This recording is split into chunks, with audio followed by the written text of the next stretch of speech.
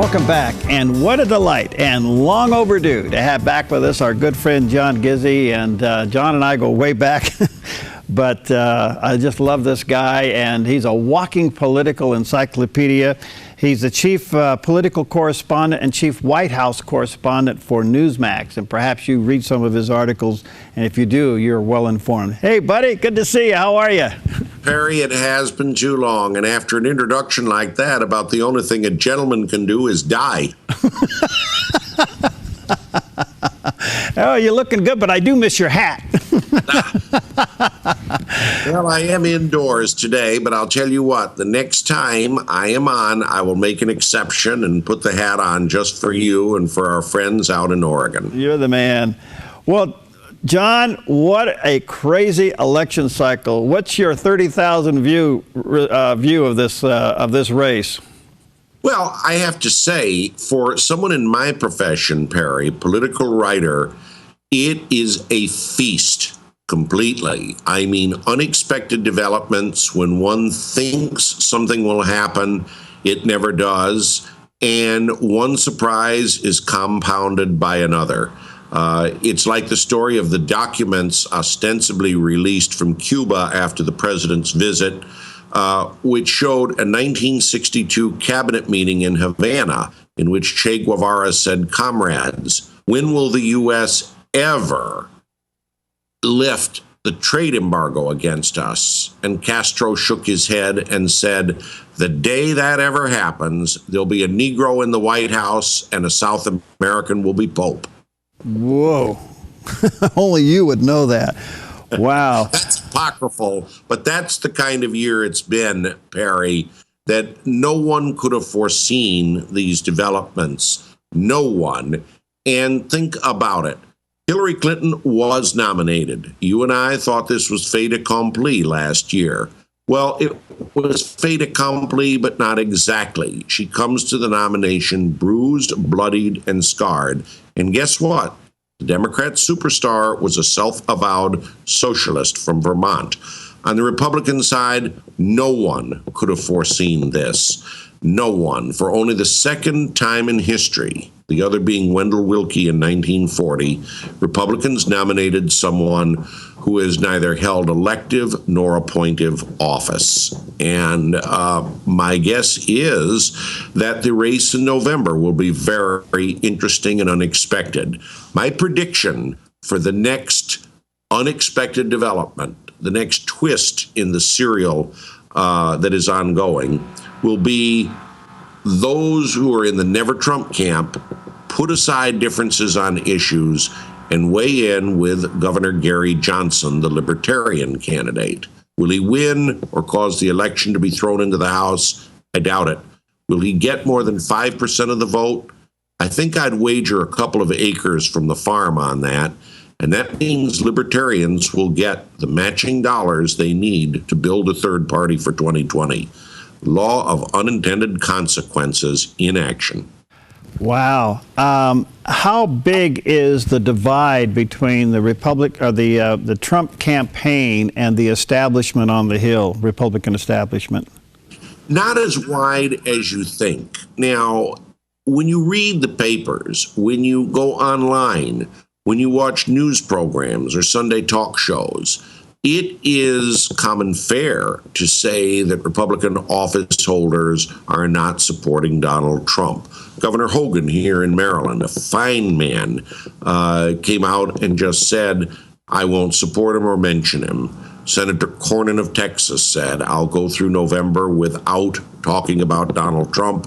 Former Governor Ridge, the first Homeland Security Secretary, said, "I don't back Trump, period."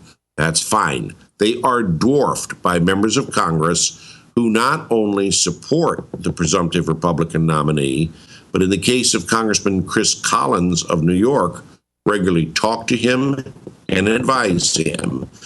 And around the country, whatever differences people have with Donald Trump, they are still backing him for a variety of reasons. I think James Baker, the former Secretary of State, put it best when he spoke to the Financial Times 2 weeks ago. Secretary Baker said, "We may disagree with Trump's views, but the voters don't. The question is whether a, quote, faceless establishment will run the party or whether the voters will, end of quote. Do you think the convention's in trouble? No. Why would it be? Well, I don't know. I mean, if there is a never Trump crowd, what's left for them to do at the convention, if anything? Well, I think that people can make speeches. They can go and seek out my colleagues in the Fourth Estate, and they can attempt to make a rules change at the beginning of the convention, which would essentially mean all delegates are uninstructed and not bound by party primaries. I would say if a course like that were pursued and ever came up for a vote at the convention and passed, in Pat Buchanan's words, there would be blood on the convention floor in Cleveland because 13 million people voted in Republican primaries. The figure grows larger when one adds up who went to Republican caucuses, and a lot of those folks are going to feel their votes were disenfranchised. I would compare it to the many who voted for Robert Kennedy and Eugene McCarthy as anti-war candidates in 1968, and the Democrats nominated Hubert Humphrey, who never entered a single primary. And you know the rest of that story. Right. Is Paul Ryan locked in, or could he go south at the last minute on Trump? The thing about Paul Ryan, I've known him since he was first elected to Congress in 1998.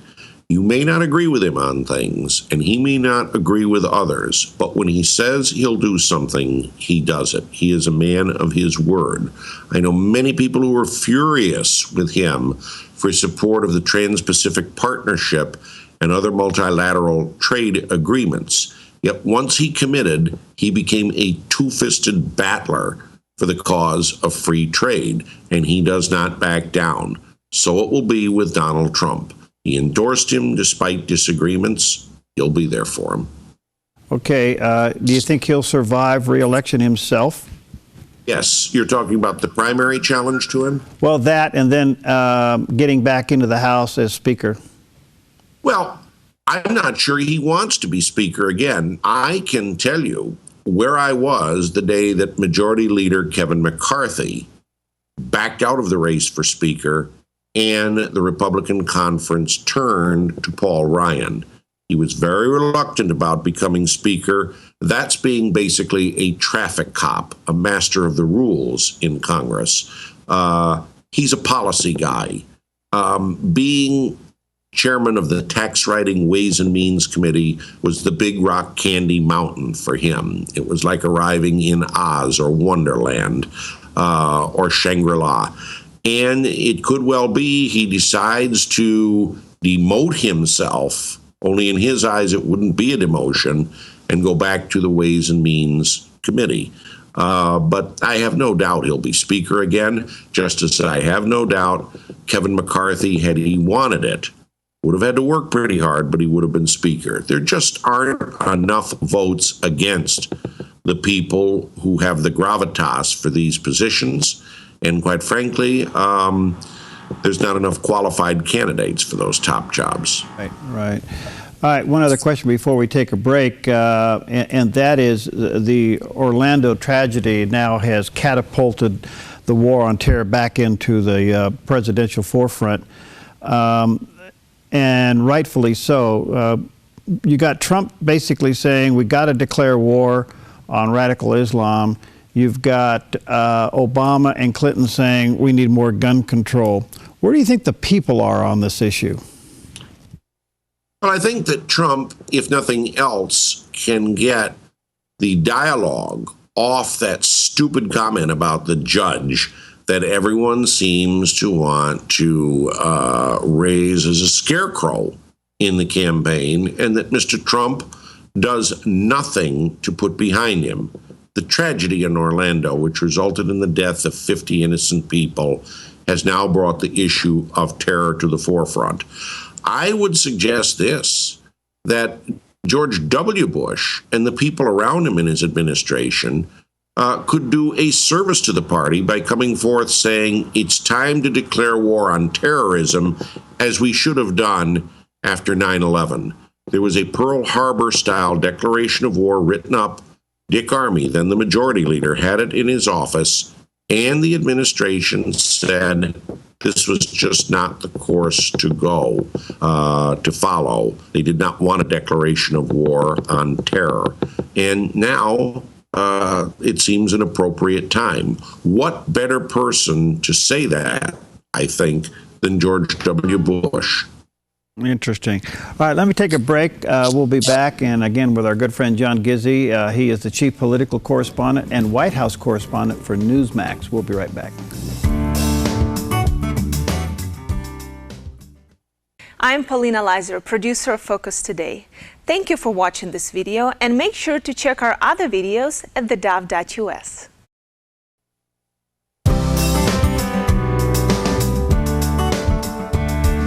Okay, we're back, and what a delight to have back with us our good friend John Gizzi. He is the chief political correspondent and White House correspondent for Newsmax, and of course you can go to Newsmax online, and let me encourage you to check out their television channel as well. And John's all over the place, one of the great political minds of our day. And brother, it's just good to see you. By the way, you're looking good. I don't know what you're putting on your cereal in the morning, but it's working.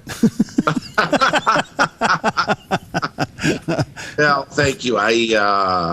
Let's just say this. When somebody recently commented to me and said about what you did, what I told them was, I have a 4-point plan that I've followed over the years. I quit smoking for Lent in 2002, and I never went back. I quit drinking New Year's Day of '08, just before I left for the Iowa caucuses. I've been faithful to my wife through 14 years of marriage, and I don't watch cable news TV. Good. You just read your own blog. That a boy. I read a lot, and that just gets my blood pressure up a little bit, but it doesn't have any lasting impact on me. So. All right. Good stuff. All right. Let me just ask you a bunch of little questions here. Well, little big questions. Who do you think Trump's going to go for running mate? I know a lot of people are pulling for Newt. And by the way, Newt's doing something different. Maybe you've noticed. He's now on Facebook daily doing his little video updates. I don't know if he's lobbying to become the nominee, but do you think he will be the nominee? Well, as they say in showbiz, if he's not, he's doing a great job of faking it. I have to tell you, Perry, I am going to, out of great respect and friendship with you, going to say today what I said at breakfast this morning with a group when this question was posed to me. I believe Donald Trump will select as his running mate Governor Mary Fallin of Oklahoma. When one thinks about it, this is someone who's a two-term governor. She has not just had like a year or two in the state house. She's a former two-term lieutenant governor. She served in the U.S. House of Representatives. She knows national and international issues. Also, she was someone who was neutral in the presidential race and came over to Donald Trump strongly when it appeared he would be the nominee. And she has resisted all enticement to be a never Trump candidate. They get along fine, and I think it would be a unique move on his part. So my money today, figuratively, is on Governor Mary Fallin to be the Republican nominee for vice president. Boy, that's wild. That's great. Now, he's had a lot of people come over to him. He's got the Chris Christies. He's got the Ben Carsons. He has picked up Marco Rubio. Where do you see anybody out there that he's going to put on the cabinet? Well, that's a little ways off. That's like not only putting the cart before the horse, but it's putting all the milk in it and everything else you're carrying in that cart.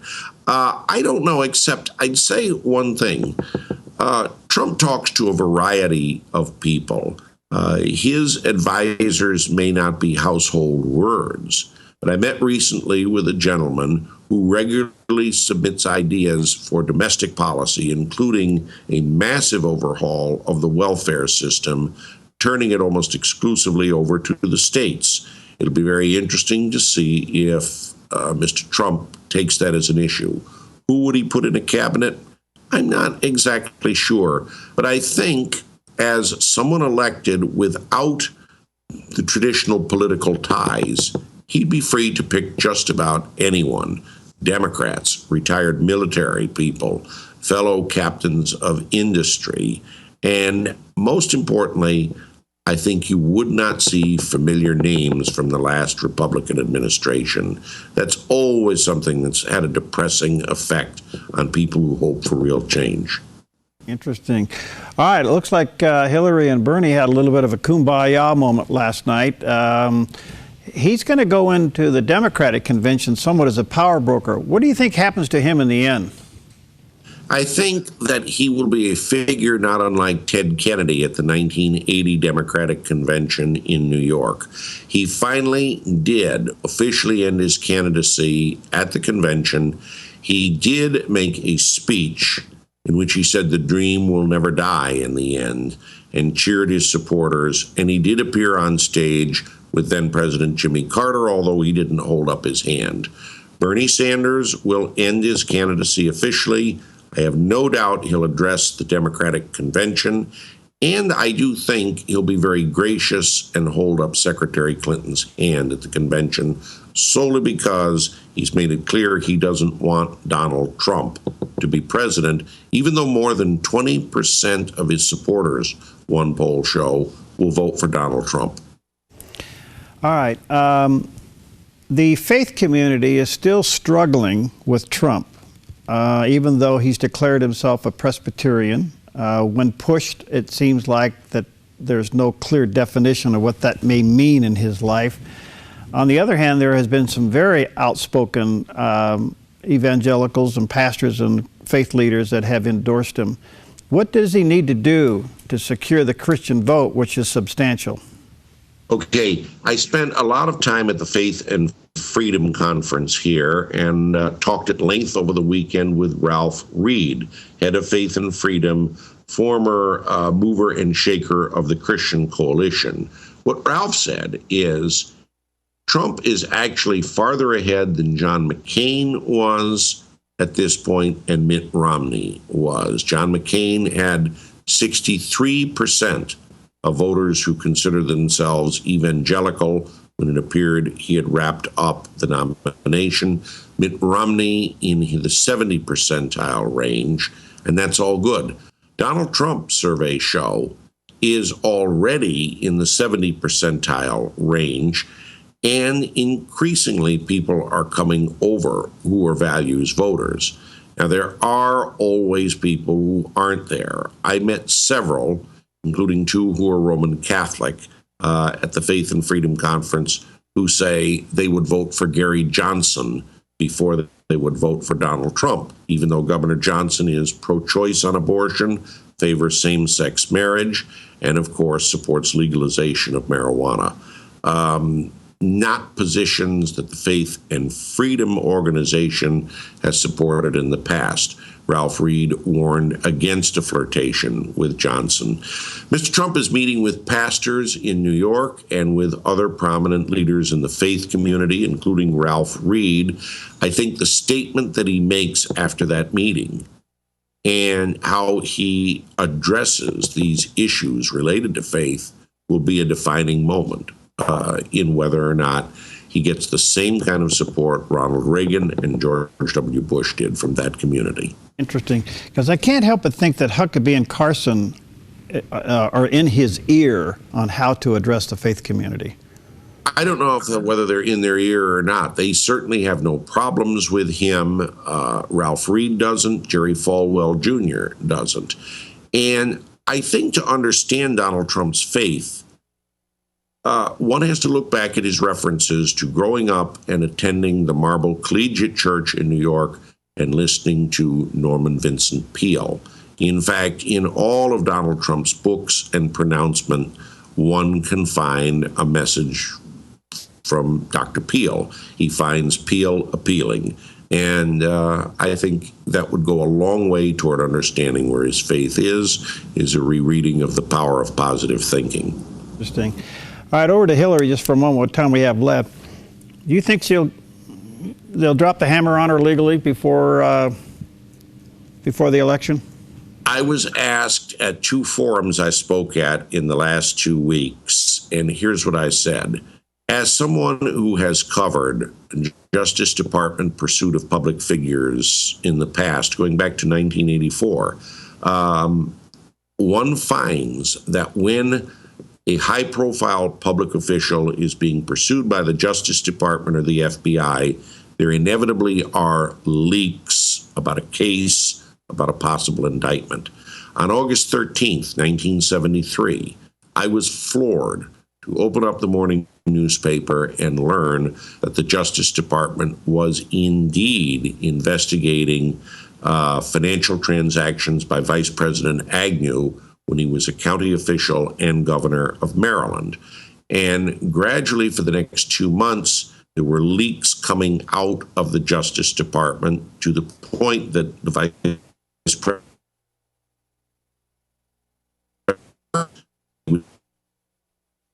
Oops. Sorry about that. Looked like we got a frozen Skype on that. Apologize for that. Anyway, John Gizzi, he's just one of the great political minds of our day. He is the chief political correspondent and the chief White House correspondent for Newsmax. Now, Newsmax not only has a website, which is very informative, and they're kind of to the point with all their articles, and John writes there. They also have their own television channel as well. So if you are a subscriber to Newsmax, both online or on TV, you'll hear and see a lot of John's stuff. Sorry about the connection there. We won't be able to get him back now, but we'll get him back between now and the end of the race. I was kind of interested to see where that last answer was going to go, and I'll try to find that out over the next day or so and then respond that back to you then. So again, John Gizzi there at Newsmax as the chief political correspondent and the chief White House correspondent. John and I go back to, this would have been, I'm trying to think now, it goes back quite a ways to about 1998 to about 2004. I think I first met John in 1997 at one of the conventions that I was at, and we just hit it off. We've been good friends ever since. And then when I was chairman of the state, John was an incredible resource for me on history and understanding. Boy, he just is, like I said, kind of like a walking encyclopedia with dates and names. And he did mentor me through a lot of the process that we were facing at the time at the RNC, because he just knew how the game was played. He knew a lot of the players, and took me under his wing, and I learned a lot from John. So anyway, we'll get him back, and you can Google John Gizzi. He does do a lot of writing, and there's a lot of blogging there. You can correspond with him through his website, or you can check it out at Newsmax, either online through the published edition online there at their website, or check it out as well at their television outlet. On the TV channel or the cable channels. All right, we'll see you next time on Focus Today. Thank you.